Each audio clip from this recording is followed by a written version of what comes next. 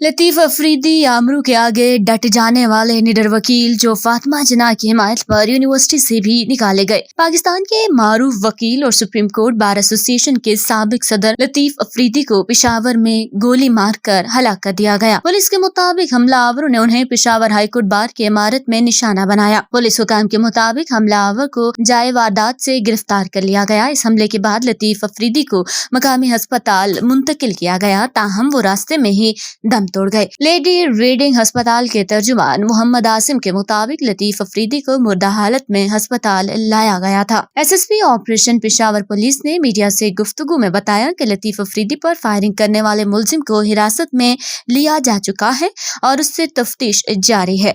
मुलजिम ने उनको बार रूम में जख्मी किया, जिसके बाद उनको अस्पताल मुंतकिल किया गया, लेकिन वो जख्मों की ताब न ला सके और उनकी मौत वाक़ई हो गई। 2020 में पाकिस्तान की सुप्रीम कोर्ट बार एसोसिएशन ने एडवोकेट अब्दुल लतीफ अफरीदी को अपना सदर मुंतखब किया था। वो असमा जहांगीर ग्रुप के उम्मीदवार थे, लेकिन एक कद अवर शख्सियत होने के बायस उन्हें हिस्बे मुखालिफ के वकला की तायद भी हासिल थी। पेशावर हाईकोर्ट के बार रूम में सीनियर वकील लतीफ अफरीदी के कत्ल पर जहां सियासी रहनुमाओं की जानिब से मुश्तरका तौर पर इजहार अफसोस किया गया, कहीं इस मामले को सिक्योरिटी लैप्स के तौर पर भी देखा जा रहा है। सुप्रीम कोर्ट बार एसोसिएशन ने मुल्क भर में अदालती कार्रवाई के बाइकआउट का ऐलान करते हुए कत्ल की वारदात को दहशतगर्दी करार दिया है। सुप्रीम कोर्ट बार की जानिब से जारी बयान में कहा गया है कि पेशावर हाईकोर्ट के अंदर अहम तरीन शख्सियत का कत्ल सिक्योरिटी फुल प्रूफ न होने का सबूत है। कुछ ऐसा ही बयान विफाकी वजीर दाखिला राना सनाउल्लाह की जानिब से भी सामने आया। उन्होंने कहा कि खैबर पख्तूनख्वा लाकानूनियत का शिकार है, अमन व अमान की सूरत हाल अलार्मिंग है। उनका कहना था कि सूबाई हुकूमत सियासी जोड़ तोड़ के बजाय अमन व अमान पर तवज्जो देती तो ये सूरत हाल न होती। पेशावर हाई कोर्ट बार के अंदर ये वाक़या होना अमन व अमान की संगीनी का सबूत है। बेहिमाना जुर्म का इर्तिकाब करने वालों को कानून के मुताबिक सख्त तरीन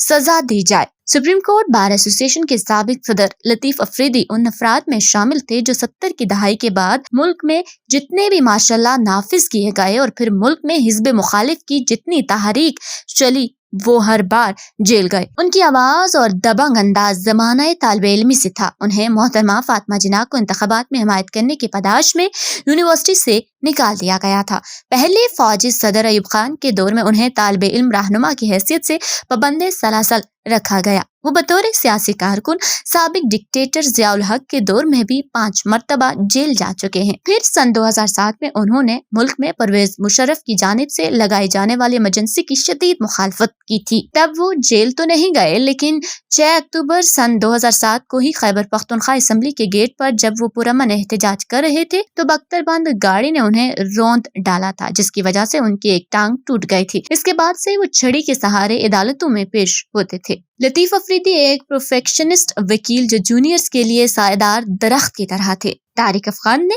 लतीफ अफरीदी के साथ काम किया है। उन्होंने बताया है कि लतीफ अफरीदी की शख्सियत एक ऐसे बुजुर्ग जैसी थी जिनकी मिसाल एक सायादार दरख्त की शक्ल में दी जा सकती है। वो जूनियर वकला पर गुस्सा भी करते थे और उनको किताबें पढ़ने, अपने लिबास पर तवज्जो देने की तलकीन करते थे। उनका मानना था कि एक वकील को बेहतरीन लिबास में रहना चाहिए। तारिक अफगान ने कहा कि लतीफ अफरीदी एक आम से इलाके से ताल्लुक रखते थे, लेकिन उन्होंने वकील कम्युनिटी में अपना मकाम बनाया क्योंकि वो परफेक्शनिस्ट थे। तारिक अफगान ने लतीफ अफरीदी की जिंदगी के एक और पहलू पर बात करते हुए कहा कि गरीबों और नादारों के लिए लतीफ लाला ने जितने मुफ्त केसेस लिए पाकिस्तान की तारीख में किसी वकील ने नहीं किए होंगे। उन्होंने कहा कि लतीफ अफरीदी तलबा के लिए स्कॉलरशिप भी देते थे। बहुत से तालिब इल्म जिनके पास फीस नहीं होती थी वो लाला के पास आते थे और लाला उनकी फीस जमा करा देते थे। जाती जिंदगी में इंतहाई मिलनसार और शफकत बरतने वाले थे, जिनके साथ बैठकर महसूस नहीं होता था कि ये शख्स हमसे 30-40 साल बड़ा और इतना सीनियर वकील है। एक निडर शख्सियत थी जो ऐसी बात कर सकते थे